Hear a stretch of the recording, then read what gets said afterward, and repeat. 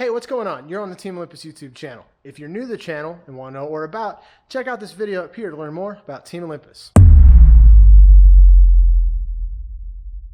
In our previous video, we were working on, oh wait, it's over here. We made this manifold assembly so that we can run our electric water pump, which is a remote pump. So we made everything here, we made these adapters, and then I test fit on the car, everything clears, and then I threw the fittings that we're going to use. These are big -16s, and so that's how the lines are going to run, which is just awesome because now everything's up out of the way, goes right underneath the intake, and it's super streamlined, and it's going to flow amazing. So tonight what we have to do in this episode is mount this on the car, get our lines hooked up where they go, and then we have to find a home for our electric water pump. I'm going to go ahead and take some of these panels off since most likely we're going to be on this side of the car and kind of get some stuff figured out. And let's get to work. I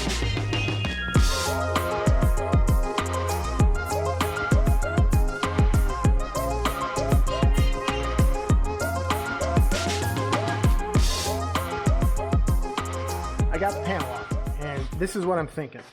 So because the pump can mount anywhere we want, I'm liking the idea of tucking it in right here, because then I can simply make a plate that comes off it. And then this fitting here, we'll put a straight fitting that'll go straight down to the radiator. And this one will have a 90 on it. It'll go over, down, and back up to the front where it has to go. I am going to make a plate, get this thing mounted, and then we'll make some hoses. All right, let's talk about this water pump. This water pump requires a fitting for right there and right here. I called PRP, and they want $60 a piece for these fittings, which I know AN stuff's expensive, but $60 for an adapter to go from that to that seems a little expensive to me. So this aluminum, and I've got these aluminum bungs, so I think I'm literally just gonna machine this end a little bit and weld that right on there. And then that will solve the problem, because once we have that on there, we can put a standard -16 AN fitting. For a lot of our AN fittings, we use Finishline Factory. They're not a sponsor or anything, but I gotta tell you, wow, what's that thing still doing here?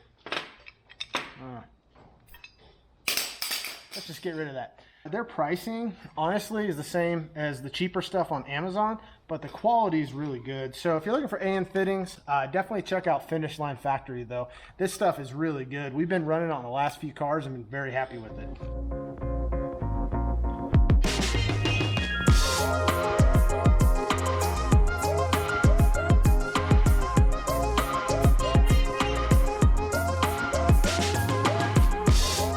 And if this works out good, I'm going to put a dimple die that goes around the outlet, inlet, I don't know, whatever you want to call that. Let's cut it out and we'll see if it works. We're going to cut this out of some 1/8" P&O steel. P&O steel does not have mill scale, so generally it can't be stored outside, but it cuts great and cleans up much easier.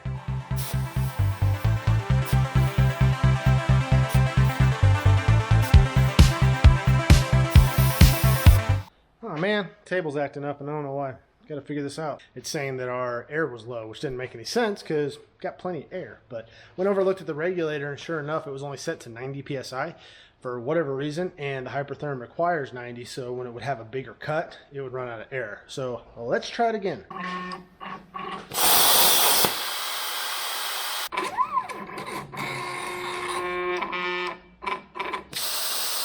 Apparently, since Joe's not here to be cranky, the table has to be cranky instead. Good news, table's cutting. Got that fixed. Bad news, the bracket doesn't fit. I've got to adjust the hole. New bracket cut, time for a dimple die.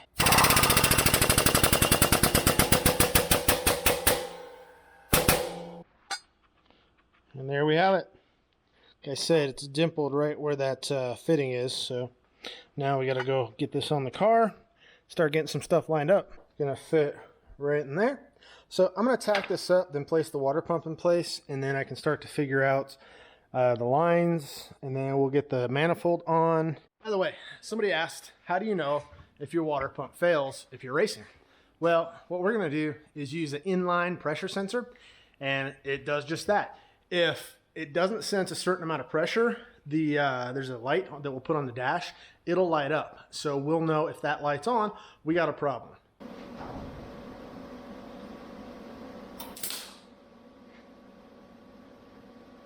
What the crap was that all about? That hurt. This is just gonna be one of those nights.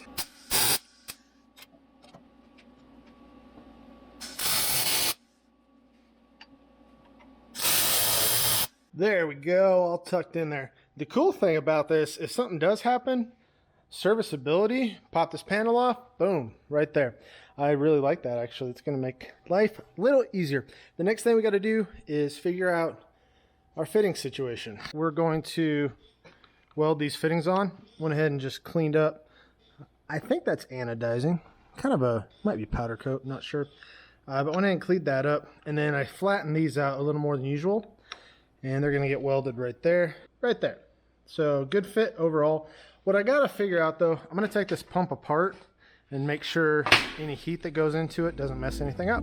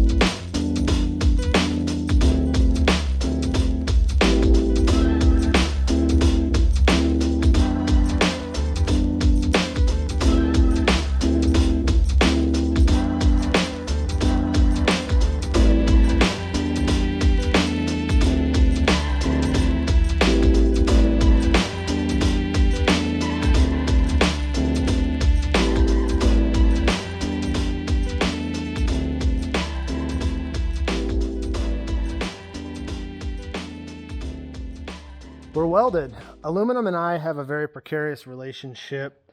It actually wasn't until I got this Vulcan TIG that I could actually weld it. Even with other machines, it just didn't work well. But I'd say tonight it was happy. Can't really, it's hard to tell on the camera, but I was able to get full penetration all the way around. I already checked this one out. Got a nice bead there, a little thick, but it was kind of a, I'm not upset. So I took this apart to try and make sure there was nothing that was going to have any issues, and it gave me a little more room to weld with that, the magnet gone. So I went ahead and checked over everything here and we're good. I made sure on this one to weld a little bit, then let it cool off, so it took a little longer, but now it's time to reassemble this pump and go put it in the car. The one thing I neglected to remember was these brushes. Holy moly. Can't seem to get this fourth one in there. I can hold 3 of them, but third one's popping out. Dang it. Ha! Tape. I managed to get them all back in with some tape holding it. I just don't know how to get it from there to there. So this is interesting. And I thought the welding was going to be the hard part. I found that this rubber grommet comes off, and I think it actually holds them in place. So I'm seeing, this is gaffer's tape, so it's not super sticky. I'm seeing if I can pull out, oh, there's 3. Well, so far so good. I think that's stuck to this piece of tape, so let's pull them out and yeah, yay. Okay, so it's holding. I told you it was gonna be one of those nights. Can't seem to get that in there now. Dang it. We have officially gone deeper down the rabbit hole. I pulled out the actual assembly, so now I can see if I can get it assembled like so, working with it, and then put it inside the magnet. Found out that came out though. And on a good note, I now know how all this goes. Well, I know how it comes apart. Hopefully it goes back together. Dang it! Well, after all that, I realized I welded it on backwards. This is great. So great.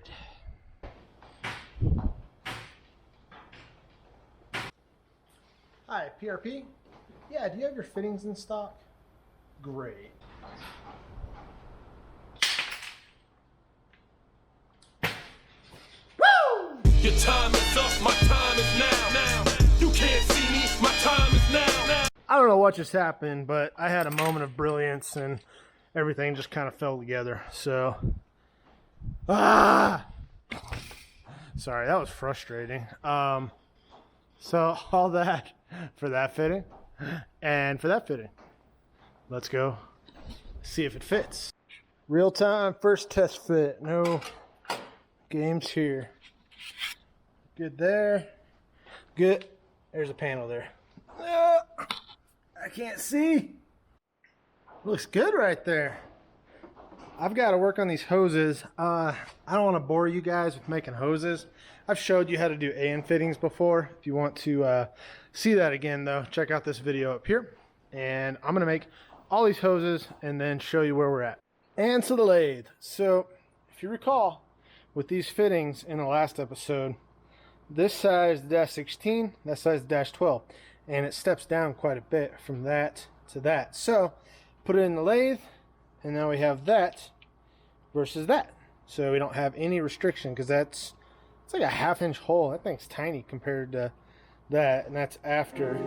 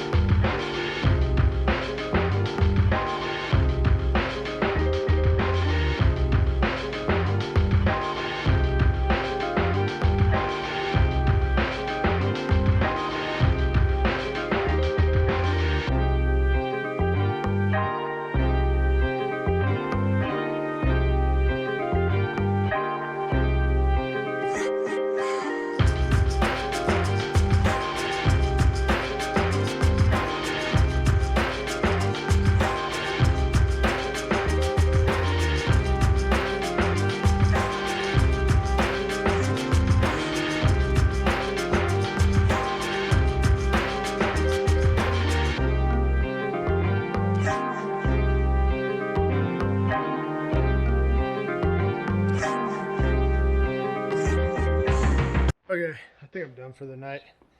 I've been cramped up in the engine bay of Medusa for almost an hour. I'm just filthy, but I want to show you why we did all this. So here's the engine bay of Medusa.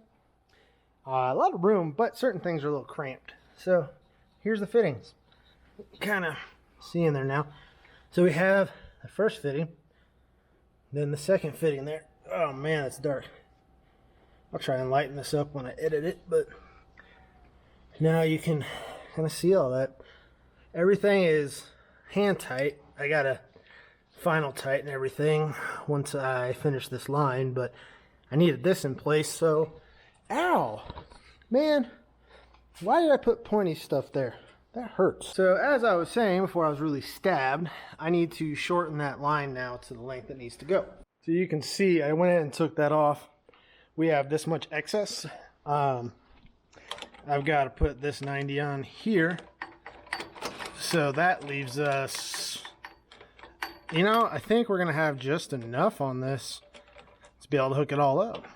So we'll mark that there and cut it. So from there, basically we'll have from there to there. And all we need to do is go from there to there. I'm going to head out. I'll catch this up in the morning or tomorrow sometime. Yeah, see you guys tomorrow. Oh man. Well, that just stinks. That's the set screw that goes on the shaft on the inside of the pump. I think it's called an impeller. Well, at least that part's not hard to take apart. Figures. And I'm back. Had some sleep, took a shower, got cleaned up. Now it's time to go get dirty again. Yeah. Let this be a lesson that's in life. If you have a problem, just go home and go to bed.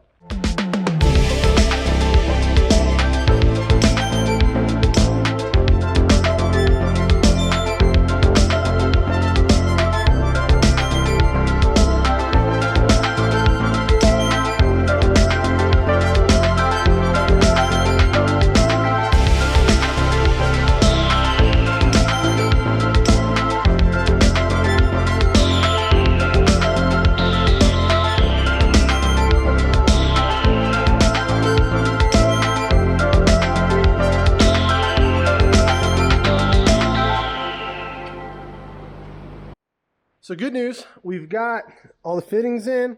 I've triple checked every bolt. Wait a minute. Wait a minute.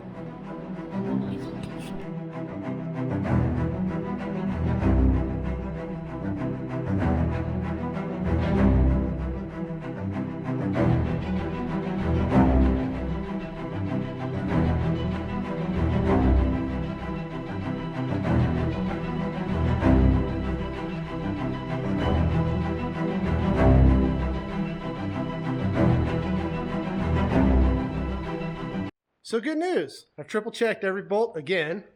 Made sure we got them all that time. I've got all the fittings on. I don't see why I can't go ahead and fill this up, give this thing some power and test it out.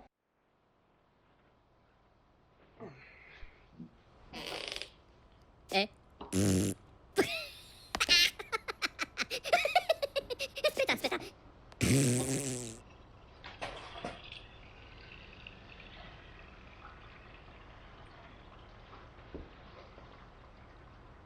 I'm leaking. There we go. I think I used warm water. This whole container's warm.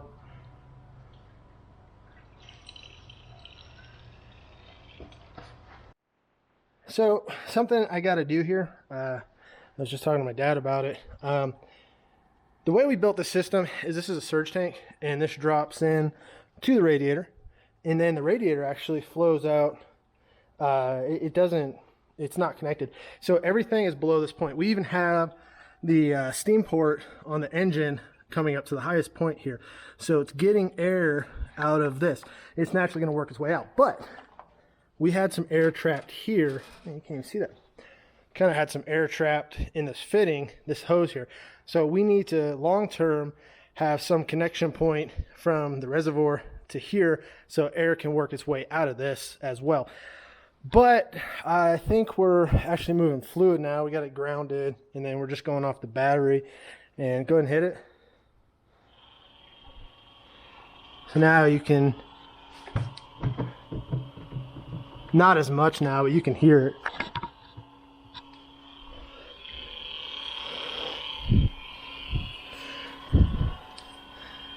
And you can feel fluids pumping through the lines.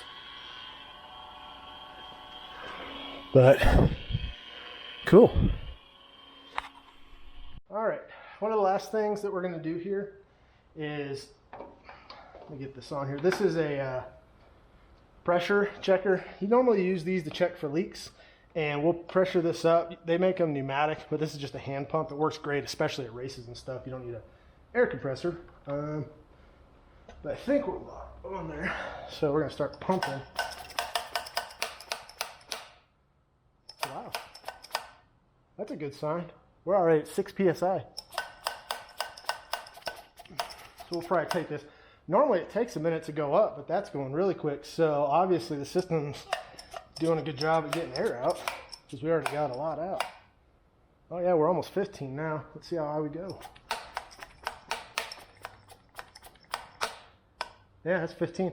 We'll leave it there for a minute. And this kind of does twofold. That should be, I don't know where to put this thing. There we go. It kind of does two things. One, as you put pressure in the system, it's going to push fluid down. And then when we release this, the air comes out. So it helps us that. I'm hearing things. The second thing it does is if there's anywhere in the system there's a leak, it's going to cause it to pressure out of it because your radiator cap blows at like 18, I think. So if we're holding the constant 15 to 20, that'll tell us we're good to go. So hopefully this thing will sit there for a while. Yeah, it's not going anywhere. I don't think it's going to go much higher. Oh, yeah. Going up a little. Oh boy, it got really tight. Yeah. So we'll let that sit for a few minutes and we'll come back and check it. Well, that's going to about do it. We've got the pump mounted plumbing. There's just a couple little things I have to tidy up. I've got to finish weld this bracket. Then the pump, it looks like I may have pinched the O-ring right here, so I've got to reseal that. but that's not a big deal. But overall, really happy with it. You can definitely see how this is going to benefit, especially in some of the slower areas, the rocks and other things. But I'm really happy with how this area turned out, because getting all the lines up here out of the way and not having one that comes out down to the thermostat makes a big deal. Because again, this supercharger belt, and I've got the supercharger off at the moment for access, the way it was set up is where the thermostat was, you had to take that coolant fitting off to even take the belt on and off, and that was not cool. Changing a belt, it would have been a task. So very happy with that. From here, next step up, we're going to be getting the supercharger system back together. We think we've got the power steering pump all good. We've modified that belt. If you saw, I'll put a link up here to that episode. And then this alternator is coming out. Big shout out to Mechman Alternators.